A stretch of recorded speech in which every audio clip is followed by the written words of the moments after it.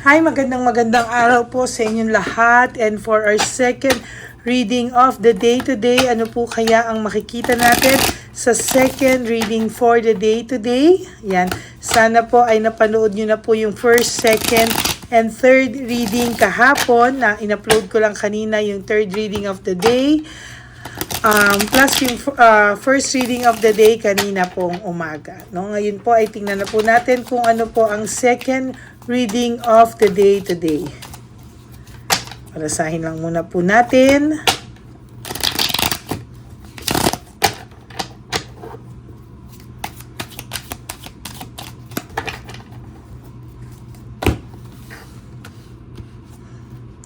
Okay.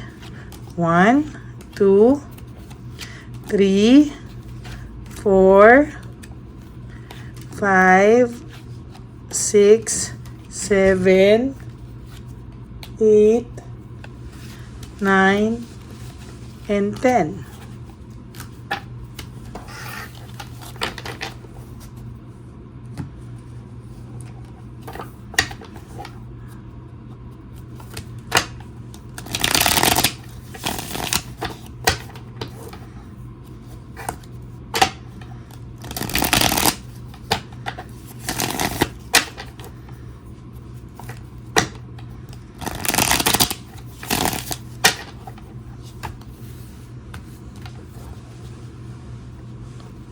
Pili po tayong 10. 1, 2, 3, 4, 5, 6, 7, 8, 9, and 10.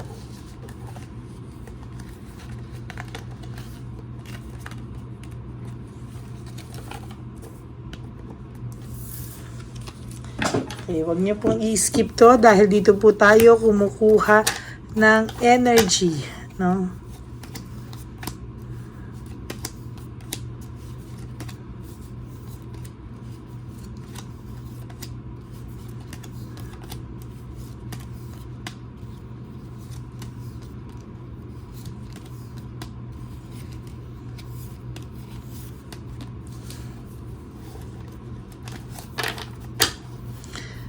Ano po kaya ang makikita natin for our second reading of the day? This person is confused. Hindi niya po alam kung kailan siya lalapit sa'yo. There's chaos, brutality. Minsan po, naiisip niya na pong bumalik, pero minsan po parang nag-hold back siya. So, sa nakikita ko po dito, mas maganda po na hindi ka muna mag-expect ng anything, no? Sometimes po, kapag hindi ka nag-expect, the more pong lalapit sa'yo, no? The more po na pag hindi, napapansin mo po pag hindi mo na po gusto or hindi ka na po nag-e-expect, dun ka po nakakabalita ng mga unexpected na balita from him, no? Ayan, no? So pag hindi ka po nag-e-expect, sa totoo lang, dun mo po nababalitaan yung mga loss of balance, na disorganized ang buhay niya, overwhelmed siya sa mga nangyayari ngayon sa kanya. Mas maganda daw po na huwag kang mag-expect at tingnan mo na lang ang magiging daloy, no? Sometimes kapag nag-expect po kasi tayo, mas hindi natin nakukuha yung gusto natin. Gigil na gigil tayo sa isang bagay. Pero pag hindi na po natin ginusto, ayan, no? Hindi na tayo nag-expect, tsaka po minsan dumarating yung hindi natin ini-expect, mas dumarating, no? Leaving home, moving forward, sa totoo lang po ay umalis po ito, no? Nagsarili, namuhay ng sarili, iniwan ang mga plano nyo, iniwan po lahat-lahat, pero sa totoo lang po, may pagsisisi po siya. Yun nga lang po, hindi mo mahahalata dahil mayabang po siya. There's hard work, and pinapakita niya po na bumuti daw ang trabaho niya, umayos daw siya, pero sa totoo lang po, mas hindi po talaga, no? Mas hindi nga po niya alam kung anong gagawin niya. There's burnout and overstress. Sa totoo lang po, ang taong ito ay lalo pong na-burn out, no? Lalo po siyang na-burn out, na-overstress. Hindi na po niya alam kung ano yung kanyang gagawin. Oh my God, no? This Tuesday, burnout and overstress, burnout and burden na po sa kanya talaga yung mga nangyayari sa ngayon, no? Burnout siya at talagang yung burden ay sunod-sunod po ang daloy, ang dating po sa kanya. Gusto niya po sanang magkaroon ng new beginnings, pero hindi niya po alam talaga kung saan po magsisimula, no? The more po ikaw nag-e-expect sa isang bagay, the more po niyang makikita or the more mo po hindi makikita kung ano po yung gusto mong makita. Both of you is my impulsiveness na nangyari. Okay. Impulsiveness na iniwang kanya at impulsiveness din po yung mga minsan bitaw ng galit mo, no?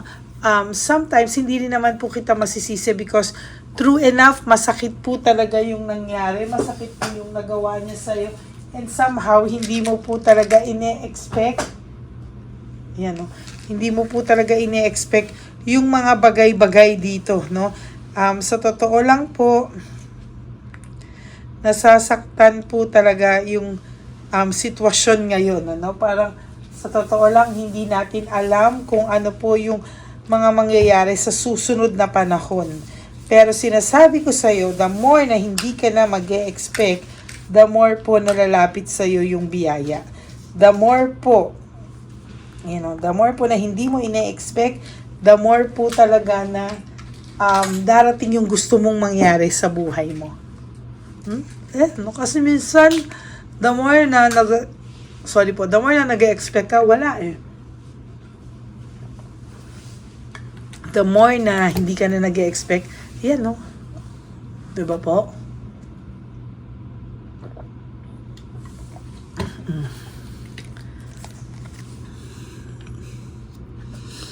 Happy surprise. Alam mo po, lagi ko po nakikita talaga na meron po ako talagang nakikita na somehow meron po sa'yo talagang surprise na parating, no? For whatever reason, hindi ko lang po talagang excited po akong dumating sa ito. Niraramdam ko yung energy niya, and so far talagang nakikita ko na maganda yung mangyayari sa'yo, pero sa kanya, tuloy pa rin po yung kanyang no right choice, confused, no? Mas mako-confuse po siya sa mga darating pang panahon, no? Ang tao niyo po, o ang person niyo po, ay mas mako-confuse pa po sa mga darating na araw at sitwasyon sa buhay niya. Mawawalan po siya ng direksyon, lack of purpose, idadivert niya po sa mga ibang bagay na lalo pa po siyang mapapahamak sa totoo lang, no? Hindi po natin ine-expect to, pero mangyayari po, no? Yan, no? Nakikita ko po talaga kung ano po yung mga mangyayari sa mga susunod na panahon, no? Sana po i-welcome mo yung bagong i-welcome mo po sana yung bagong blessing sa'yo, no? Para po matuwa ka at ma-divert din yung attention mo. Somehow, for yourself, ang dami mo pong na-miss na chance and opportunity para sa sarili mo, no? Minsan gusto kitang paluin na parang sa ibang tao, sobra kang ubos biyaya, pero dito, hindi pa rin talaga, no? Pag sa sarili mo, talagang hindi ko nakikita na talagang nag-e-effort ka talaga sa sarili mo, no? Meron ka pong bagong papasukin, it's either may papasukin ka pong bagong negosyo, magkakaroon ka ng new work or new environment, or maybe for some of you, new relationship. Huwag ka pong matakot, kasi parang minsan natatakot ka na, na-trauma ka na. There's fear of change. Ina-avoid mo yung mga taong namimit mo, para ka nang meron laging kaba sa dibdib, no? Kung ito bang taong to ay totoo sa akin o magiging totoo sa akin. Ayan po, oh. Group conflict or frustration, sa totoo lang, ang taong ito, no, ang taong ito po ay nasasangkot sa frustration as a group conflict. That's why nagre-result po sa frustration. No? Ang nakikita ko po dito, the more po na masasangkot siya sa mga gulong hindi niya inaasahan, no? Napapasama po kasi siya sometimes because of Chabilitang Palaka or Shokoy, para pong napapahamak po yung person mo actually, no? Pero meron po ako nakikita ditong resentment. Meron po ako nakikitang resentment and desire to reconcile somehow. May nakikita akong desire to reconcile pero wala pa po siyang desisyon kung siya ay lalapit sa'yo or hindi na. Quick decision, marami po siyang bagay na minamadaling desisyon, hindi pinag-iisipang desisyon, kaya most of the time napapahamak po ang taong ito. Ay nako, ito po yung pinaka hindi magandang card sa tarot card. This is the Tower. This is a disaster and destruction. No, sunod-sunod na malas po. That's why, ayan sa nakikita ko, distracted po ang person nyo. Hindi niya po alam kung paano at saan talaga magsisimula. Holding on, there's fear of change.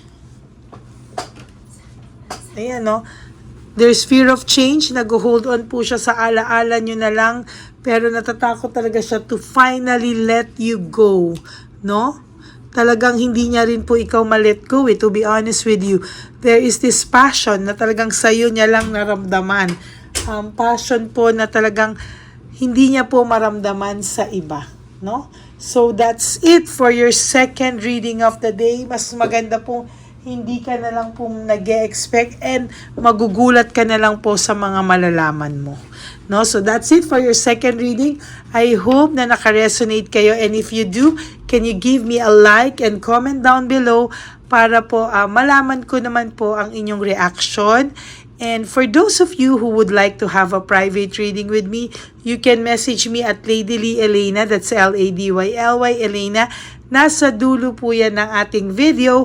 Diyan nyo lang po ako pwedeng makontak. That's my only official and legit FB account. Yan po. At paki-follow nyo na rin po yan. Why? Kasi most of the time, I do random calls or messages sa aking mga subscribers through that FB Messenger. Ayan. So maraming salamat po sa lahat na nag-antay. I'm sorry po, nanggaling ako sa flight. That's why ngayon lang po ako nakapag second reading of the day. And for those of you po na nagme-message sa akin, nag-aantay ng mga schedules, I will do your schedules today. No? Bibigyan ko po kayo ng schedule today kung kailan po ang araw at oras na tinadhanang magkita at magkausap tayo. Okay? To all my ever loyal and solid Lady Elena friends, family, and subscribers, I love you all from the bottom of my heart. Yan. Good vibes lang po tayo. Maraming salamat po sa inyong lahat. And lagi ko pong bilin sa inyo that life is so short. Don't make it shorter by stressing yourself from all the pains and heartaches na binigay sa inyo na kahapon. Just surrender everything to the divine universe and just let go and let God write your life and love story. I will be back for another set of reading for our third and final reading tonight, no? Ako po ay magpapahinga lang at lalabas-labas ng konti dahil nandito po ako sa bakasyon. But don't you worry, I will give you the third and final reading for today. Okay, God bless you everyone, and kapit lang po kayo and good vibes lang po tayo. I love you all. God bless you. Bye!